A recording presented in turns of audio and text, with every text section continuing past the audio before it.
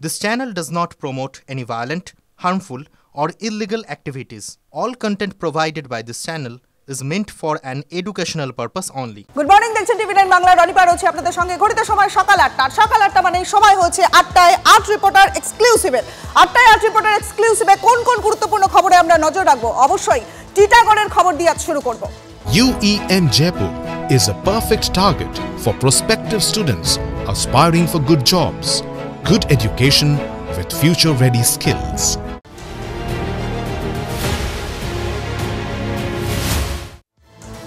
দেখুন, টিটাগড়ে তৃণমূল কাউন্সিলর তার ঘনিষ্ঠকে কুপিয়ে খুনের অভিযোগ উঠছে। এই যে অভিযুক্ত পবন রাজভর, তাকে গ্রেফতার করেছে পুলিশ।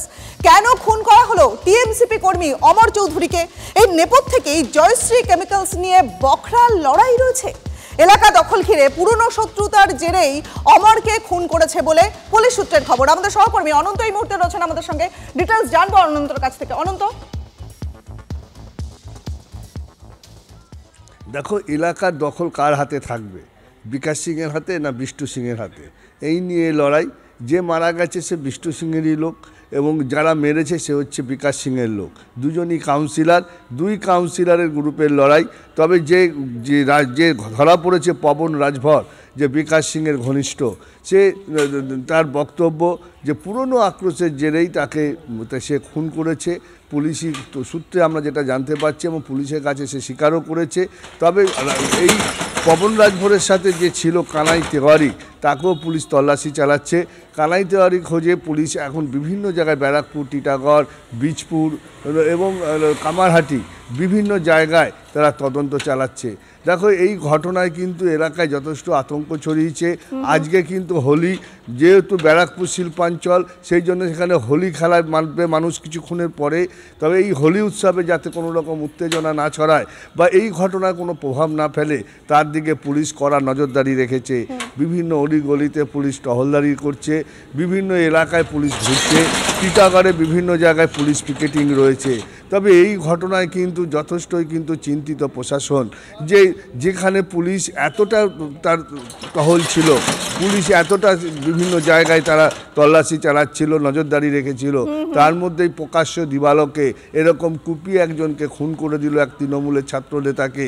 এটাই পুলিশের কাছে একটা বিরাট চাপের ব্যাপার। তবে দেখো, এই ঘটনা কিন্তু অনেক ধন্যবাদ তোমায়, তুমি নজর রাখো। তাহলে বুঝতেই পারছি যে পুলিশের এত সতর্কতা থাকা সত্ত্বেও এমন একটা ঘটনা ঘটে গেল। তো এই ঘটনা যথেষ্ট মর্মান্তিক। আর এই নিহত অমর চৌধুরী, তার বক্তব্যেও কিন্তু উঠে এসেছে জয়শ্রী কেমিক্যালের ঠিকা শ্রমিক সরবরাহ, সেইটা নিয়ে ঝামেলার প্রসঙ্গ। রাজকুমার রাজভর ছেলে পবন রাজভর, রাজকুমার রাজভর ছেলে পবন রাজভর, ও ছিল বিনোদ তিওয়ারি ছেলে ছিল। বিনোদ তিওয়ারি ছেলের নাম হলো তোমার কানহাই তিওয়ারি। ওরা তিনজন চারজন মিলে আমার ভাইকে উপর এখানে খুর না ছুরি মেরেছে, সে আমি জানি না, সে পোস্টমর্টম বাতাবে। এখানে মেরেছে। যদি এই এত বড় যদি কাণ্ড হয় তো মানুষ কোথা দিয়ে দোল মানাবে, এটা বলে দিন। পাড়ার মধ্যে এরা কারা? এই যে পবন, রাজ, কানহাই, এরা কারা? অ্যান্টি সোশ্যাল লোক। হ্যাঁ, এটা ক্রিমিনাল লোক, অ্যান্টি সোশ্যাল লোক। এরা দিনভর আমাদের এনজিএমসি ডকাইতি করে, চুরি চমারি করে, এদের এই কাজ। ওদের মানে কিছু না কিছু মানে কারখানা নিয়ে কিছু বিশাল ঝামেলা আছে। ওরা চাইছে এরকম হতে পারে, পড়াশোনা ছেলে, কলেজের ছেলে, হতে পারে, কিছু হতে পারে। টিটাগড়ে এমন একটা মর্মান্তিক ঘটনা ঘটে গেল। যদিও এই খুনের নেপথ্যে জয়শ্রী কেমিক্যাল নিয়ে অশান্তির অভিযোগও খারিজ করছেন তৃণমূল কাউন্সিলর বিকাশ সিং। এসব ভুল কথা, এরকম কোনো ব্যাপার নেই কি জয়শ্রী মিল কার হাতে থাকবে। আর এই দুটোই ছেলে যা মারা গেছে, অমর বা যে মেরেছে পবন, এই দুটোই জয়শ্রী থেকে কিছু এদের যায় আসে না। কেন, কিসের শত্রুতা তাহলে? একটা শত্রু বলা মুশকিল। আজকে ওই পবন যে আছে একটা কোর ক্রিমিনাল। ও এর যখন এই জেল থেকে কিছুদিন আগেই বেরিয়েছে, জেল বেরোনোর আগে ও বিজেপি করতো, এখন বেরিয়ে এই ঘটনাটা ঘটিয়ে দিয়েছে। কেন করেছে না করেছে এখন তদন্তের ব্যাপার আছে, পুলিশ তদন্ত করছে, নিশ্চয়ই সামনে আসবে।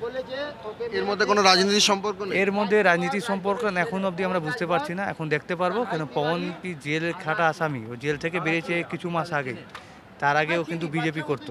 তো এখন কার সাথে কি কথা বলে করেছে না কি করেছে এখন পুলিশ তদন্ত করবে, পরে আমরা বলতে পারবো। বুঝতেই পারছেন যে এই ঘটনাকে কেন্দ্র করে রাজনৈতিক চাপানোতর শুরু হয়েছে। বিজেপি নেতা অর্জুন সিং তিনি মনে করছেন যে শাসক কোন্দলেই অমর চৌধুরী খুন হয়েছেন। কি বলছেন অর্জুন সিং, শুনুন। মারছে তৃণমূল, মরছে তৃণমূল, লুটছে তৃণমূল, যার লুটছে সেও তৃণমূল। বিকাশ সিং একটা সময় বিজেপি প্রেসিডেন্ট ছিল। এই বিকাশ সিং 2021-এর পরে তৃণমূলের নেতা হয়ে গেল। তৃণমূল ওকে রাজ চক্রবর্তী নিয়ে এসে মঞ্চে মালা পরিয়ে ওকে জয়েন করালো, তাকে বিষ্ণু সিংকে জয়েন করালো, তৃণমূল হলো। এরা তৃণমূল হওয়ার পরে আমাদের যখন সময় আমরা যখন বিজেপিতে এরা ছিল, এদের হিম্মত ছিল কি এরা কোনো অপরাধ করবে? মমতা ব্যানার্জি দল পার্থভূমিকের দায়িত্ব দিয়ে তাদেরকে কাউন্সিলর বানিয়ে কোনোভাবে লুট করে ব্যারাকপুরটা দখল করতে হবে। ব্যারাকপুর দখল করার নাম করে এদের সবাইকে কাউন্সিলর বানিয়ে দেওয়া হলো। বিকাশ সিং ইলেকট্রো স্টিলের ঠিকা নেবে, বিষ্ণু জয়শ্রী কেমিক্যালের ঠিকা নেবে। এই ঠিকা নিয়ে গণ্ডগোল চলছে, এই ঠিকা নিয়ে এই খুনটা হচ্ছে। ঠিক একইভাবে তৃণমূলের গোষ্ঠীদ্বন্দ্বের দিকেই আঙুল তুলছেন শুভেন্দু অধিকারী। তিনি বলছেন যে তৃণমূলের লোকই টিএমসিপি কর্মীকে খুন করেছে। কি বলছেন শুভেন্দু অধিকারী, চলুন শুনি। কে খুন করেছে? টিএমসির লোক। অঙ্কটা শুনবেন। মূল মাথা হচ্ছে সাংসদ পার্থভৌমিক, নিচে দুটো গোষ্ঠী, একটা রাজ চক্রবর্তী বিধায়কের গোষ্ঠী, একটা সোমনাথ শ্যামের গোষ্ঠী। তার নিচে দুটো গোষ্ঠী, একটা বিকাশ সিং কাউন্সিলরের গোষ্ঠী, একটা বিষ্ণু সিং কাউন্সিলরের গোষ্ঠী। দুজনেই মামাটি মানুষ, দুজনেই পিসি ভাইপোর দল করে। বিষ্ণু সিং ভার্সেস বিকাশ সিং, কে দখল করবে ইলেকট্রো স্টিল কাস্টিংয়ের কারখানা, জয়শ্রীর কারখানা, সেই জন্য এই খুনাখুনি।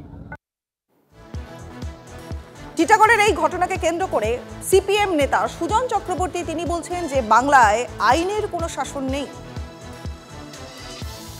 তৃণমূলে থাকলে তৃণমূলের গোষ্ঠীদ্বন্দ্ব, একদল তৃণমূল আরেকদল বিজেপি হলে তৃণমূল বনাম বিজেপি, একটা গোষ্ঠীদ্বন্দ্ব, দুই কাউন্সিলর। কিন্তু খুন হলো একজন যুবক।